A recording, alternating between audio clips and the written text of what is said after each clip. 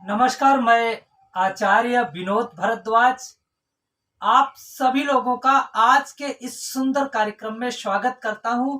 आज हम बात करेंगे पवित्र महाशिवरात्रि के बारे में। शास्त्रों में कहा गया है शिव की रात्रि अमोघ रात्रि होती है और इस रात्रि में किया जाने वाला पूजा पाठ यज्ञ यजन जप व्रत निश्चित रूप से जीवन के दुखों को दूर कर देता है।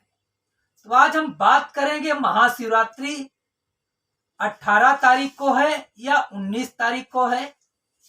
महाशिवरात्रि का निश्चित पूजा कब है, शिवरात्रि कब मनाई जाती है, क्यों मनाई जाती है, इसके पीछे कारण क्या है। देखिए, महाशिवरात्रि भगवान शिव की रात्रि है। शिव महापुराण में ऐसा कहा गया है कि भगवान शिव फाल्गुन मास कृष्ण पक्ष चतुर्दशी के दिन इस पृथ्वी पे वास करते हैं और अनेक शिवालयों में निश्चित रूप से आकर के अपने भक्तों की पूजा को स्वीकार कर लेते हैं।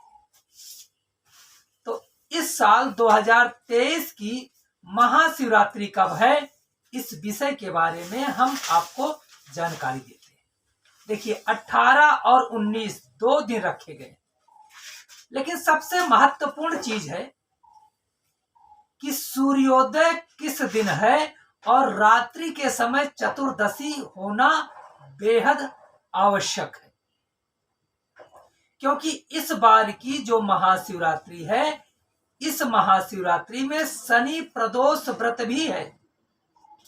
यदि आपकी जन्म कुंडली में शनि कहीं पीड़ित है, दिक्कत कर रहा है, आपके जीवन में तमाम अवरोध कर रहा है, तब भी निश्चित रूप से इस महाशिवरात्रि के व्रत से पूजन से उसका दोष शांत हो जाएगा। देखिए, 18 तारीख को सुबह 9 बजे से चतुर्दशी प्रारंभ होगी और 19 तारीख को शाम 4:10 तक चतुर्दशी रहेगी।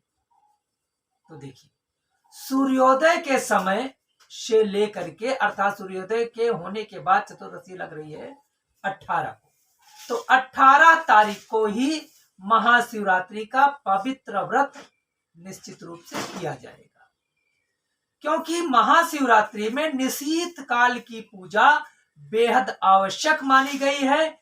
इसलिए अर्धरात्रि में भी महाशिवरात्रि का अर्थात चतुर्दशी होना आवश्यक है। इसलिए 18 तारीख को ही निश्चित रूप से महाशिवरात्रि का व्रत किया जाएगा। अब हम आपको जानकारी देते हैं महाशिवरात्रि क्यों मनाई जाती है, इसके पीछे का कारण क्या है। देखिए, दो कारण है। महाशिवरात्रि के दिन भगवान शिव का निश्चित रूप से विवाह हुआ था, इसलिए भी महाशिवरात्रि का व्रत मनाया जाता है, निश्चित रूप से किया जाता है।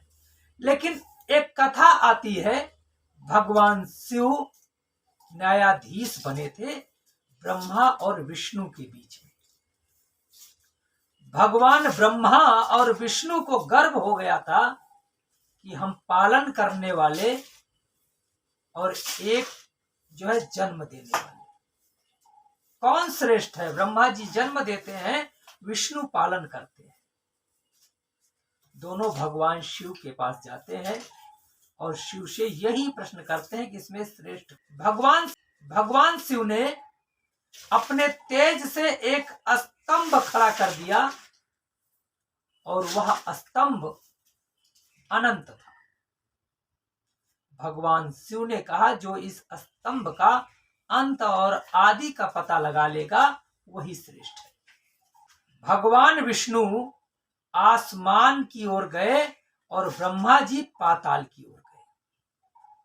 विष्णु भगवान थक गए, हार गए, आदि उसका पता ही न लगा, ना अंत पता लगा। लेकिन ब्रह्मा जी एक केतकी का पुष्प लेकर के आए और झूठ बोले कि ये केतकी निश्चित रूप से प्रभु गवाह है, इस केतकी को मालूम है कि कहाँ से यह स्तंभ पैदा हुआ। केतकी ने भगवान शिव से गवाही दी कि प्रभु, जहां से मेरा जन्म है वहीं से इस स्तंभ का भी जन्म है।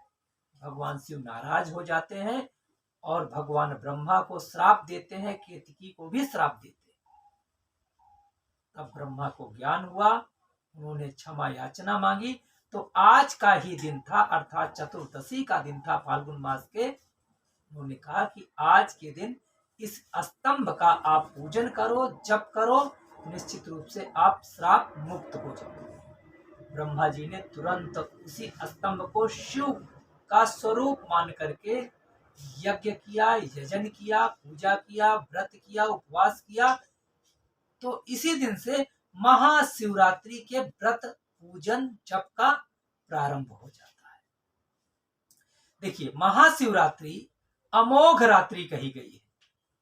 निश्चित रूप से भक्तों के कष्टों को दूर करने का एक साधन शिवरात्रि है। भगवान शिव आपकी मनोकामनाओं को पूर्ण करें, इसीलिए हम इस कार्यक्रम को लेके आए हैं। अब हम बात करते हैं निशीथ काल के पूजन के बारे में। देखिए, महाशिवरात्रि में निशीथ काल की पूजा का बहुत बड़ा महात्मा है। कहा गया है कि जो निशीथ काल की पूजा संपन्न करता है, भगवान उनकी मनोकामनाओं को पूर्ण कर देते हैं। तो अर्धरात्रि